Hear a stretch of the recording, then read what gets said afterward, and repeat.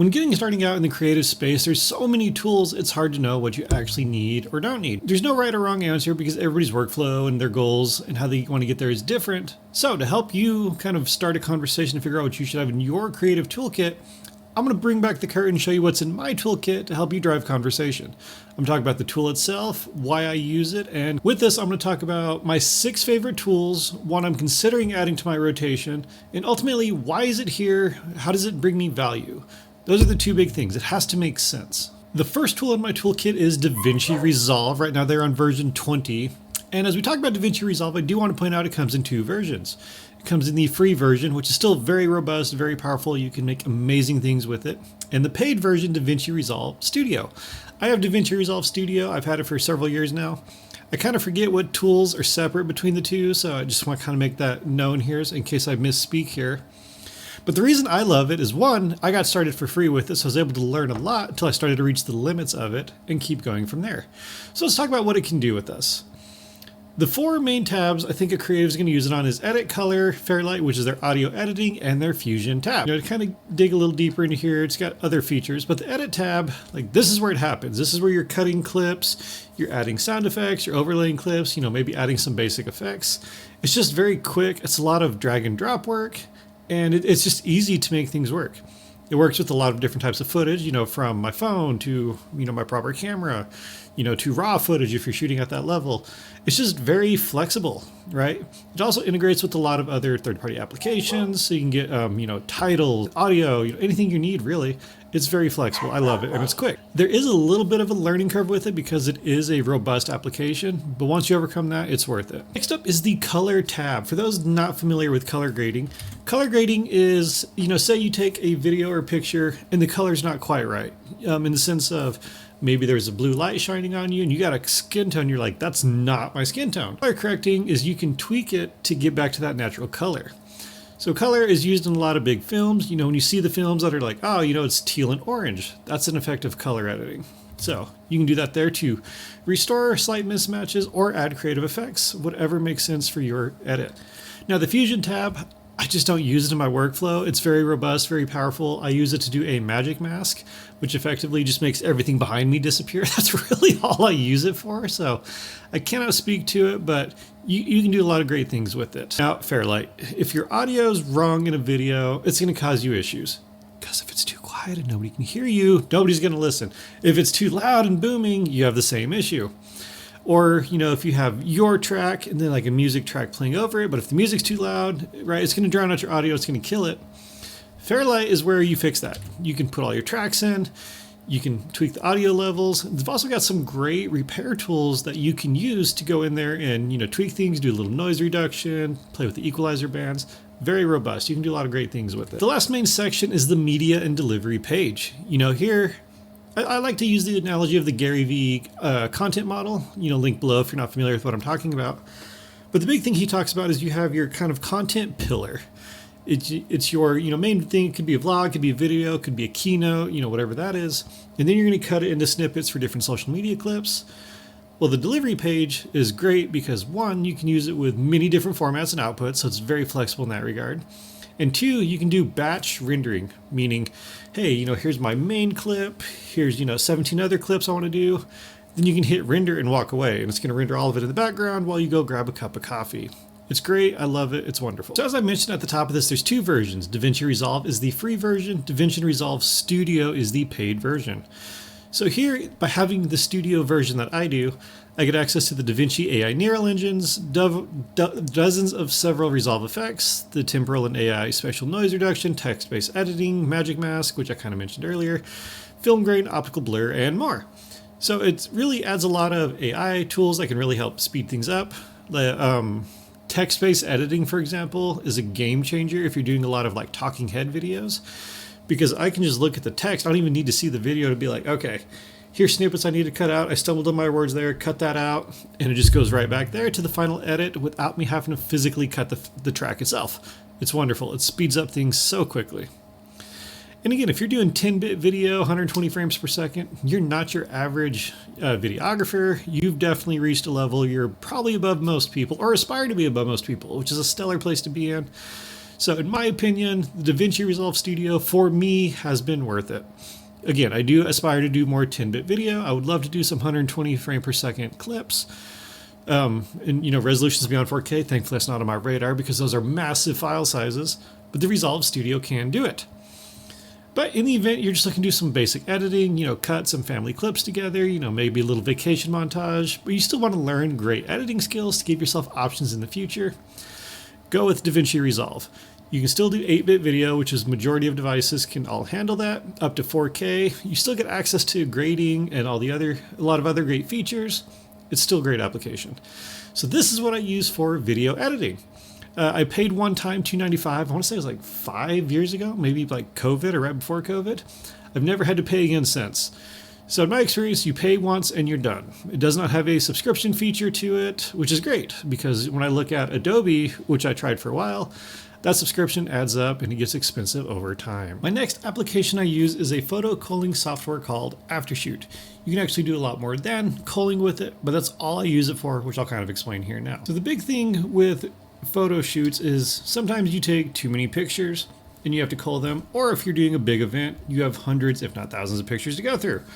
So that's where something like Aftershoot comes in. So what I'm going to do is I'm going to go browse. I'm going to find photos here. This was a portrait style shoot. So with this, I have 388 pictures here of my lovely friends.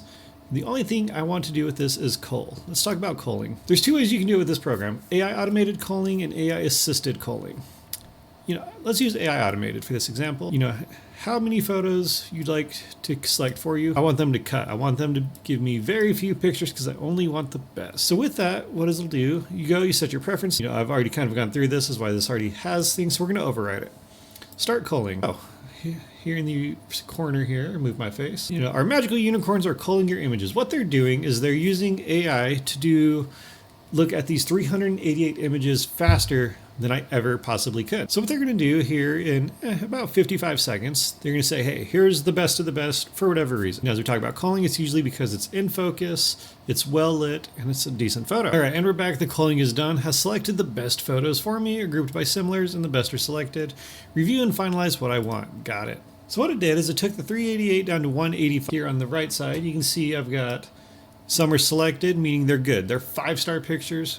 And some are maybes, they're 4-star. So from there, you can go down and focus on the best and pick the ones you absolutely want. And then you can export those, save them to another folder, and those are the ones you can use in your editing software. Now, I mentioned this software does more than I needed to, just to give you an example of what that is. They have the edit function here where I can go in and say, hey, I'm taking this to Lightroom. Let's pre-apply this Lightroom Classic True to Life. It'll go through, it'll apply to all the pictures. So then when I export it to a Lightroom catalog, it's already there. I don't use Lightroom in my present rotation. This also works with a couple others. All right, I'm going to call this out real quick. We see here in this big yellow bar, my trial ends in 3 days, but I still have access to the retouching features. I tried this program amongst a few others. This is the one I enjoyed the most, so it's the one I'm sticking with. That's why I'm going to pay for this as soon as my trial is over, because it's worth it. And then to summarize, as we talk about the application, I use it because it saves me time. It looks at photos so much faster than I ever could as a human being, and it's low cost. Next up is a tool called Luminar Neo. This is what I use for all of my photo editing. Let's kind of show you through here, and I'll show you why I use it, how I use it. So here you can import a catalog. Let's go ahead and add some photos. I'm just gonna add a singular image here. So I've got a photo I've specifically selected to do a test run with. So this is me and my lovely friends at a concert here. We can see we've got various groupings here. Essentials, landscape, Mother Nature, portrait, macro, cinematic. Like there's so many great options here, as well as marketplace, right? You can get some creative stuff from them as well. What's beautiful about it is, I've got this picture here. Let's go essence. So you go into the essence. In this case, it's got 5 slight variations of it that it gives you a chance to look at. Fashionista. And you can kind of see how it plays it, adjusts it live in front of you. It does it very quickly. I have a robust computer, so it's probably a little quicker than some computers will be. So this is what we started with. This is where we're at. It's not just an AI click a button and leave it alone kind of tool. Base preset I want to use here. So now we're going to go do some individual edits just to show you how easy it is to work with. So here, this is a portrait style photo. Let's play with things like the studio light a little bit. So here we're going to add a little bit of light. It's going to apply it. So hey, it lights us up. That's way too much light. That's way too much. Let's Yeah, because here it looks like we're opening a chest. I just want a little more light so we stand out a little bit. And again, you can just play with these features so quickly, and you don't have to do a lot of masking unless you need to. Now, and I know when people talk about that, they're like, well, Lightroom's kind of the gold standard. And Lightroom's a good tool. It is. I'm not saying it's not. But as far as how my pictures are edited, my clients don't care. They want good pictures that are turned around reasonably quick. So it doesn't matter how you get there. That's why I use Luminar. Yeah, because it's automated. It uses AI in a way that actually makes sense. So, I kind of have my one photo here I was playing with, right? But say I had, 40 photos and I wanted the edits to be roughly the same between all of them. I can sync it all and it just works and it's very consistent. Again, this also does not have a subscription fee like Lightroom does, which is another thing that drew me to it is I paid one time for it for Luminar Neo and I get to keep it. It's great. So to me, that's a big thing is I don't want to get lost in subscriptions unless they're a genuine value add. So I know I've talked a lot about AI tools. Well, let's talk about one of the biggest ones of them all, Gemini. I use Gemini over ChatGPT or Copilot for creative things because from my experience using it, it just feels most conducive to creative efforts.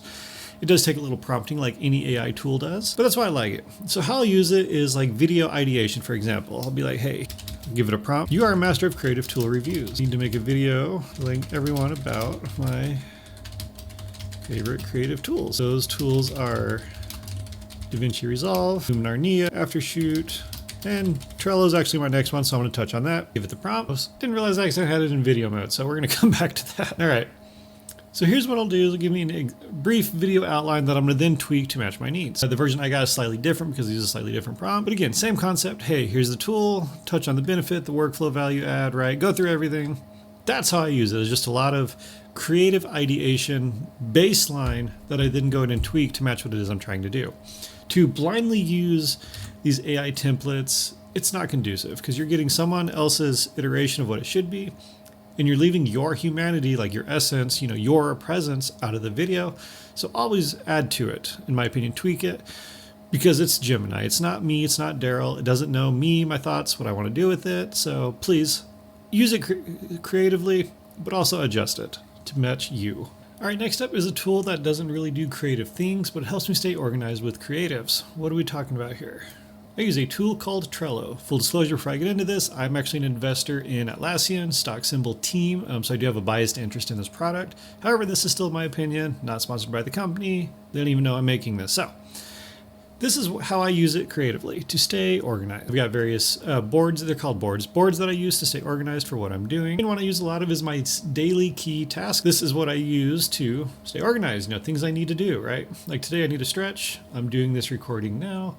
I'm going to go for a run later, stuff like that. And the reason I like it is because it'll integrate with my calendar. I can just go and drag these on there, and it just makes a cohesive experience. So that's kind of like a daily planner perspective, helps me organized. But let's talk about creative here. These are all things I've got planned in the creative space. I'm a little behind on some of them, don't tell anybody. With that, it lets me just dump all my thoughts in here and I can integrate it with Google Drive to make sure my documents, thoughts, scripts, whatever I'm using stays attached to it. This one, for example here, I pretty much wrote a rough outline of a script here. Video dropped, go check it out, it's a shameless plug. And that's how I use this because I can add different dates here. Like this one I know I recorded, this one, actually, I did release that one. I don't know what I'm doing. So with that, these are the things that I use to do that. So that way I can put dates on it. I do also have creative custom fields like budget. So we talked about Trello. I use that as a subscription to keep my kind of creative plans organized. Another subscription that I do have is to Motion Array. Motion Array is a great resource because it gives me sound effects and music are the two big ones I use it for, but also footage. Sometimes I need some B-roll to help bring a story to life or just need a filler for something I'm doing. And sometimes I need presets or video templates to achieve a certain effect. Effects, like maybe you need that whoosh sound when something zooms in, music to kind of set the tone for a vlog or something else you're doing. Which, again, B-roll, let me show you kind of what it can do here in the B-roll space. So let's say, I'm making a video of a business deal, right? So you'd be like, business. We'll see what that gives me just to start a conversation. All right.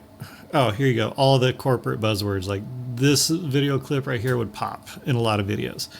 Or, maybe it's a small business, right? These are the things you get access to for footage that you can use. But again, the other one I use it for as well is video templates. So video templates are things that I can bring into DaVinci. Let's use an intro, for example. Here, let's check this out. So here, like if I needed a real opener for a video, hey, amazing. There are so many videos. I would love that. Stuff like that is what you can do. Another big thing is typography. Use it for different titling. So with that, once you go in here, you kind of start scrolling and you're like, okay, this is unrefined, but hey, you're like, maybe I need some retro designs for something, right? Go in here, I'm gonna mute it just because I don't want to listen to the background audio. It'll say, hey, these are the different types of things you'll get with this particular download, right? It'll show them to you one-on-one, like, love that retro style. You know, that's kind of funky fresh and stuff like that. These are all assets you get as part of your subscription that you can use in everything you make. Double check the license for specific use cases. I don't want to mislead you.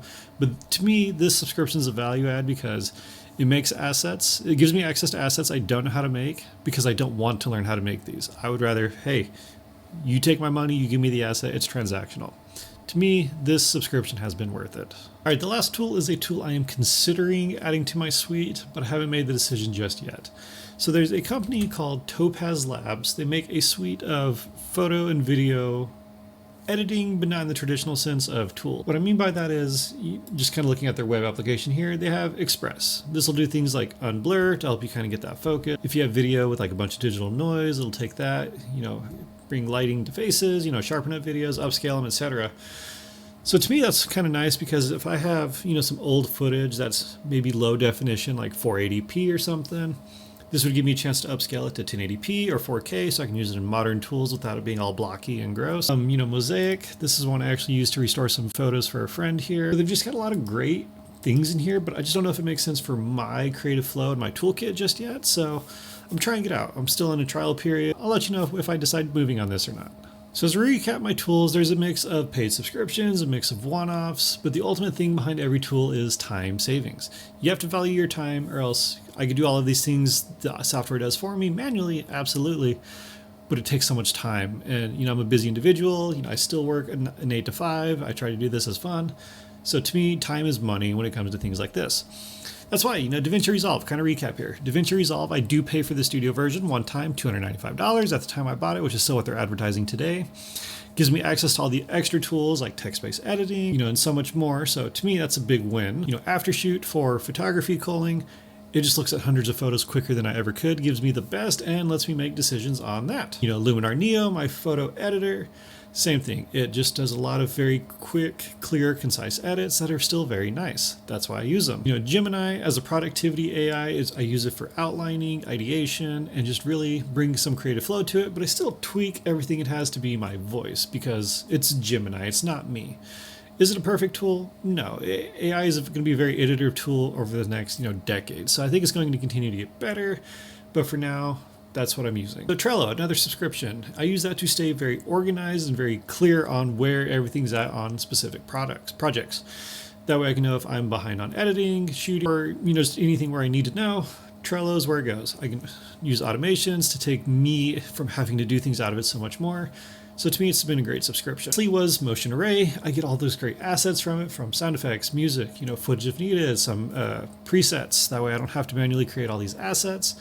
So that subscription has paid for itself several times over just because I don't have to make the things with it. And the sound effects and the music alone, it's a value add in such an insane level. And lastly, Topaz Labs. Kind of why I brought them in here is it's important to always be exploring new tools, right? Because if your tools, you start to reach the limits of them or they're no longer fulfilling your needs, sometimes it makes sense to try new things. So Topaz Labs is kind of fulfilling a need I don't necessarily have, right? Like I don't have a lot of, historical footage that I need to upscale. I don't have a lot of old photos to restore, but it's still an interesting tool. So I'm 50-50 on if I'm going to add it to my routine or my workflows or not. But we'll see. Hey, if you have any questions on any of the tools I talked about, please put the questions down below. I'm happy to answer them. I'm not a master of any of them by any means, but happy to give you whatever guidance or direction I can.